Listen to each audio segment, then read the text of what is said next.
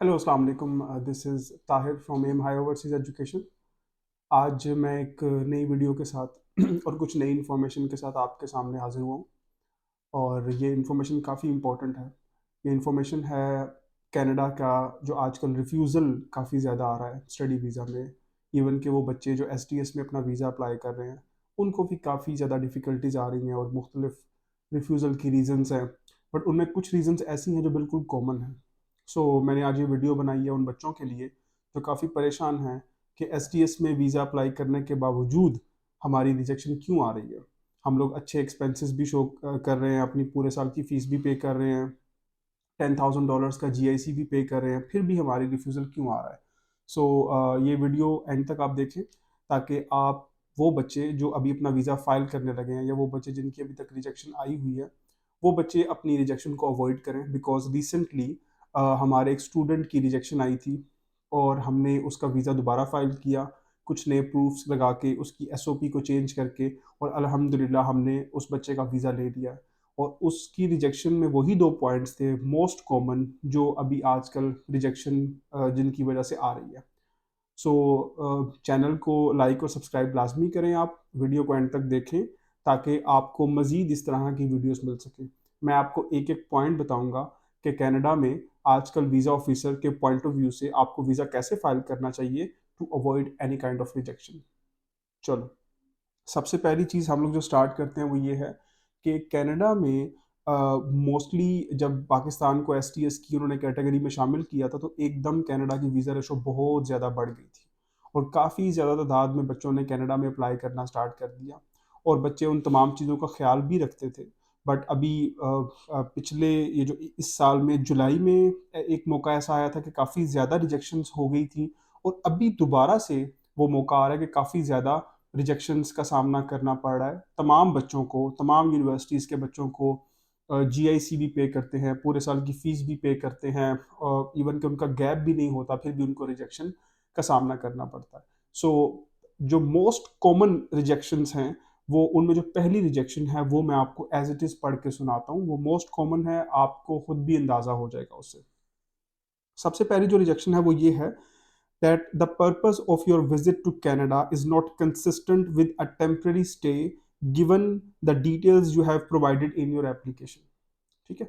अब ये जो रिजेक्शन की रीज़न है ना, ये काफ़ी जेनेरिक सी रीज़न है। अगर आप इसको कैनेडियन जो इमिग्रेशन है उस इसका जो क्लॉज है, उस क्लॉज को अगर आप स्टडी करें कि क्या चीज़ वीज़ा ऑफिसर को ये सोचने पे मजबूर करती है कि आपका पर्पस ऑफ स्टे जो है वो टेम्परेरी नहीं है। मतलब आप कनाडा में टेम्परेरी तौर पे रहने नहीं जा रहे। आपका कनाडा में रहने का जो मकसद है वो ये है कि आप वहाँ पे जाएँ और आप वहाँ पे जाके पढ़ाई छोड़ दें या कोई असाइलम अप्लाई करें या कोई और गलत काम करें बजाय इसके कि आप कनाडा में पढ़ें।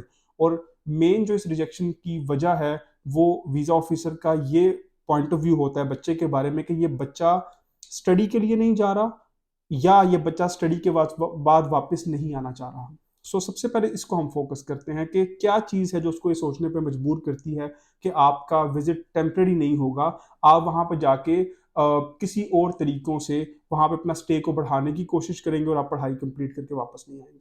ठीक है? देखिए, सबसे पहली चीज़ ये है, सबसे इम्पोर्टेंट इसमें वो ये है कि जब आप अपनी वीज़ा की एसओपी लिख रहे हों, तो आप अपने फैमिली टाइज़ को बहुत ज़्यादा स्ट्रॉन्ग शो करें, जो कि एक्चुअल में आपके होने भी चाहिए। बच्चों के माँ-बाप पाकिस्तान में होते हैं, बहन-भाई पाकिस्तान में होते हैं और रिलेटिव्स पाकिस्तान में होते हैं। जब आप अपनी एफआरसी लगा रहे हैं, तो आप कोशिश करें कि पहले पैराग्राफ के अंदर ही आप उनको अपनी फैमिली की डिटेल दे दें कि मेरे ये-ये फैमिली के लोग पाकिस्तान में मौजूद हैं, मेरे अब्बू पाकिस्तान में हैं, मेरे बहन भाई पाकिस्तान में हैं, मेरे और रिलेटिव्स पाकिस्तान में हैं, ताकि उसका जो वीज़ा ऑफिसर का जो ध्यान है वो इस तरफ ना जाए कि आप खुदा ना खास्ता पढ़ के वापस नहीं आएँगे। बिकॉज़ ये मोस्ट कॉमन रीज़न है कि आप पढ़ के वापस नहीं आएँगे। दैट्स व्हाई मुझे नहीं लग रहा कि आपका विज़िट टेम्परेरी होगा। दैट्स व्हाई मैं आपको रिजेक्शन दे रहा हूँ और मैं सैटिस्फाइड नहीं हूँ आपकी एप्लीकेशन से। आप अपनी फैमिली को बड़ा एलैबोरेट करें, एक्सप्लेन करें अपनी फैमिली को कि कितनी फैमिली है आपकी और आप उनकी खातिर वापस आएँगे। इसको बोलते हैं फैमिली टाइज। सेकंड जो पॉइंट है वो है फाइनेंशियल टाइज। सेकंड ये है कि बहुत सारे बच्चों का ये पॉइंट ऑफ व्यू है कि अगर हमारे पास हमने एसटीएस के थ्रू वीज़ा अप्लाई किया है then we don't need bank statement. आपको बिल्कुल बैंक स्टेटमेंट नहीं चाहिए एसडीएस के थ्रू अगर आपने वीजा अप्लाई किया, but you need bank statement अगर आपको ये लगता है कि आप रिजेक्शन ज़्यादा है, तो इसमें कोई कबाहत नहीं है कि अगर आपके पास पैसे पड़े हैं तो आप उन पैसों को इस्तेमाल करें, अपने बैंक अकाउंट में रखें और उसको वीज़ा के लिए इस्तेमाल करें। वो बैंक अकाउंट, वो बैंक स्टेटमेंट आपकी अम्मी के नाम पे, अब्बू के नाम पे और आपके नाम पे हो सकती है। तो कोशिश करें कि जो सेकंड चीज़ जो आप सबसे ज़्यादा अपनी मजबूत करें वो ये है कि अगर आपका कोई फैमिली बिजनेस है तो फैमिली बिजनेस के डॉक्यूमेंट्स लगाएं। अगर आपकी बैंक स्टेटमेंट है तो उसके डॉक्यूमेंट्स लगाएं। अगर आपकी एग्रीकल्चर कोई ज़मीन है तो उसके डॉक्यूमेंट्स लगाएं। अगर आपकी कोई कमर्शियल कोई शॉप, कोई इस तरह की चीज़ है, कोई घर है जो किराए पे है, तो उसके डॉक्यूमेंट्स लगाएं, सो दैट उनको ये लगे कि आपके फाइनेंशियल टाइज भी काफ़ी स्ट्रॉन्ग हैं और आपके पास पाकिस्तान में पैसे मौजूद हैं, बिजनेस है और आप डेफिनेटली फिर वापस आएंगे, क्योंकि आप ये सब कुछ छोड़ के हमेशा के लिए कनाडा में नहीं रहेंगे। सो पहली चीज़ है फैमिली टाइज, आप अपनी फैमिली को वेल एक्सप्लेन करें। सेकंड चीज़ है फाइनेंशियल टाइज, अपने पूरे फाइनेंशियल जो फाइनेंशियल डॉक्यूमेंट्स हैं वो साथ में अटैच करें, bank statement, business documents, shop, rental agreement, lease agreement, जितने भी आपके हैं वो लाजमी साथ लगाएं।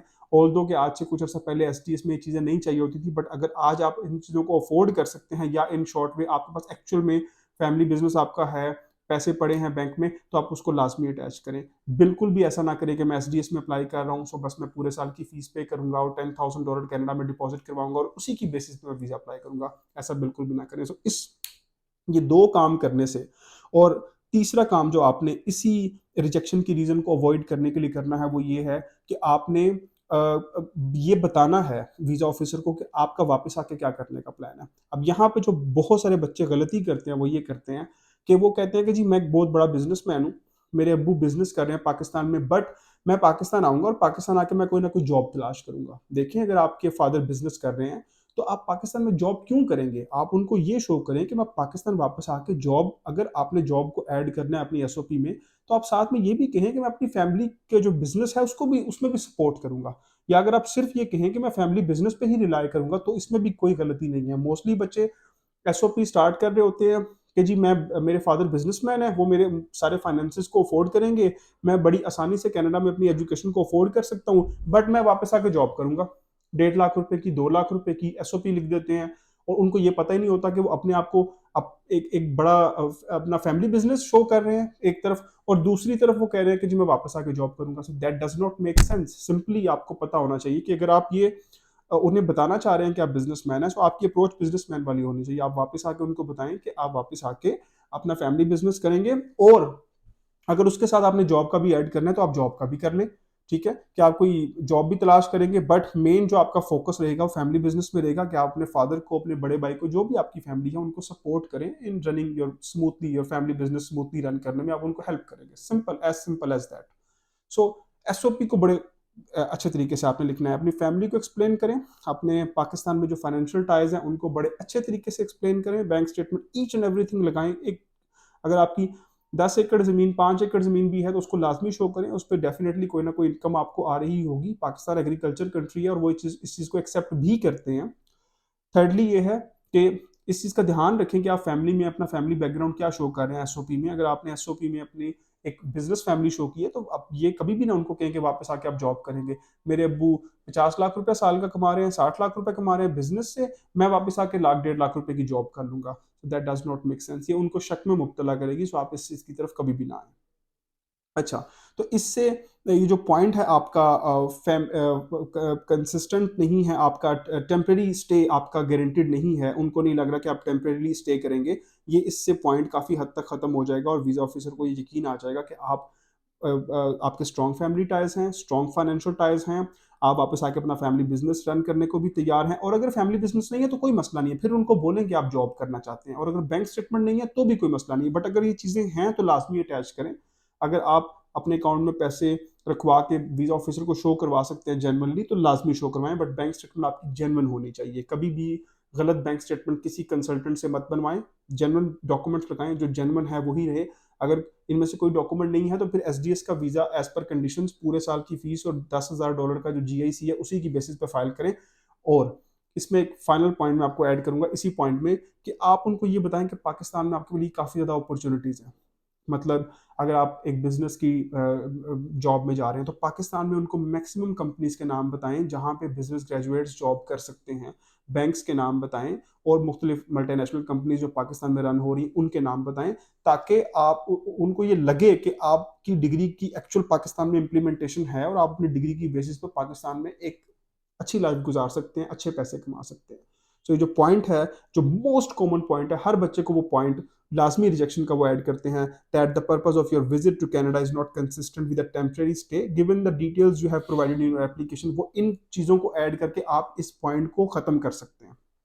सेकेंड पॉइंट, क्विकली हम उसकी तरफ आएंगे, वो पॉइंट ये है कि your current employment situation does not show that you are financially established in your country of residence. Again ये रिजेक्शन है फाइनेंशियल पॉइंट ऑफ व्यू से। अगर किसी बच्चे की इंटर की बेसिस पे ये रिजेक्शन आई है तो वो बच्चा स्ट्रेट अवे वीजा ऑफिसर को ये कह सकता है कि मैं इंटर का स्टूडेंट हूँ, इंटर का स्टूडेंट तो बिल्कुल भी जॉब नहीं करता और आप मुझे कितना फाइनेंशियली स्टेबल देखना चाहते हैं एक इंटर पास किए बच्चे को। आप अगर इंटर के स्टूडेंट है तो आप इसको ये कह सकते हैं कि मेरे तमाम फाइनेंसेस मेरे अब्बू देख रहे हैं, मैं किस तरह से फाइनेंशियली एस्टेब्लिश या स्टेबल हो सकता हूँ, अभी इंटर मैंने किया हुआ है। बट अगर आपने ग्रेजुएशन की है और ग्रेजुएशन के बाद 2-3 साल का गैप है तो उसमें अपने एक्सपीरियंस लेटर्स लाजमी लगाएं जहां पे आपने जॉब किया है, सैलरी स्लिप्स लगाएं, सैलरी जिस अकाउंट में आती है उस अकाउंट की स्टेटमेंट लगाएं, उस कंपनी से एक लेटर बनवा के लगा लें कि जब ये बच्चा पढ़ के वापस आएगा तो हम इसको दोबारा एक्सेप्ट करने को तैयार हैं। अभी हमने रिसेंटली ये भी एक्सपेरिमेंट किया है कि हमने जहां पे हमारा स्टूडेंट जॉब कर रहा था हमने उसकी कंपनी से एक लेटर बनवाया कि जब ये डिग्री करके कनाडा से वापस आएंगे तो हम इनको दोबारा से इनकी हायरिंग कर लेंगे, ताकि वीजा ऑफिसर को ये वाजे मैसेज मिल जाए कि ये डिग्री करने के बाद पाकिस्तान में ये बच्चा जहां पे ऑलरेडी पैसे कमा रहा है वहां पे अच्छी पोस्ट पे और ज्यादा पैसे कमा सकता है सेम कंपनी में, और इस डिग्री की इंप्लीमेंटेशन पाकिस्तान में है, इस डिग्री की जॉब्स पाकिस्तान में है। इस चीज को आप अपने माइंड में रखिएगा कि ये जो सेकंड फाइनेंशियली एस्टेब्लिश होने का और एम्प्लॉयमेंट का जो पॉइंट है ये बहुत जरूरी है कि इसमें अगर आप इंटर के हैं तो फिर तो आप उनको कह सकते हैं कि जी मैं इंटर पास स्टूडेंट हूं, मेरे तो ऑलरेडी एक्सपेंसेस मेरे अब्बू बियर करें। बट अगर आप ग्रेजुएशन कर चुके हैं तो वीजा फाइल करते वक्त याद रखिए, अक्सर लोग कहते हैं कि यार 1 साल का गैप है, कोई जरूरत नहीं है, क्या करना है कुछ लगा के।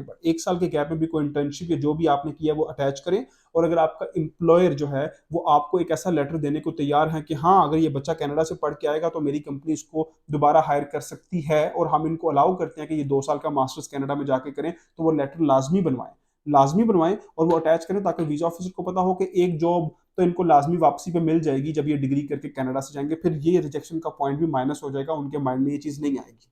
तो ये चीजें आप अपने माइंड में लाजमी रखें। ये 2 मोस्ट कॉमन पॉइंट है, आजकल जिस बच्चे को भी रिजेक्शन आ रही है उनको ये 2 पॉइंट्स आ रहे हैं लिखे हुए। Purpose of the visit is not consistent with the temporary stay, second your current employment situation. So हमारे 2 बच्चों को, एक बच्चे को ये रिजेक्शन आई थी और अल्हम्दुलिल्लाह जब हमने उसकी दोबारा एसओपी पुट की और एसओपी में हमने उनकी फैमिली को मजीद एक्सप्लेन किया, फ्यूचर प्लान्स के नाम से एक पैराग्राफ लिखा और उस बच्चे की बैंक स्टेटमेंट शो करवाई और उस बच्चे के फादर से एक एफिडेविट लिखवाया और पर्सनल डिक्लेरेशन लिखवाई, तो उस बच्चे ने वीजा गेन कर लिया। सो इस चीज को मेरे माइंड में रखें कि आजकल कनाडा में रिजेक्शंस आ रही हैं, एसटीएस वाले बच्चों की भी, आपको उनको माइनस करना है। उसके लिए आपको इन चीजों को अपनी एसओपी में ऐड करना है कि आपकी एसओपी बिल्कुल एक स्मूथली आनी चाहिए। अगर आप फैमिली का बिजनेस बैकग्राउंड है तो आप ये ना कहें कि जी मैं आके जॉब करूंगा, अगर बिजनेस बैकग्राउंड है तो आप जॉब क्यों करेंगे, आप उनको ये बोलें कि मैं बिजनेस ही करूंगा, अगर मुझे टाइम मिला तो मैं जॉब की तरफ जाऊंगा फॉर एक्सपीरियंस गेन, बट मेरा मेन पर्पज अपने फादर को सपोर्ट करना है। इस तरह की मजीद वीडियोस के लिए आप मेरे चैनल को लाइक और सब्सक्राइब करें। ये हम जो नेक्स्ट अभी वीडियोस बनाने लगे हैं वो मजीद रिजेक्शन के पॉइंट्स के ऊपर हैं और मजीद कुछ ऐसे एक्सपीरियंसेस, अपने प्रैक्टिकल एक्सपीरियंसेस, जिनकी बेसिस पे हमने काफ़ी रिजेक्शन वाले बच्चों के जो दूसरे जगहों से आते हैं हमारे पास कि हमारी रिजेक्शन आई है, क्या आप हमारा केस करेंगे, हमने उनके वीज़ास लिए, उस एक्सपीरियंस को हम आपसे शेयर करेंगे। Thank you so much. अल्लाह हाफिज़, टेक केयर।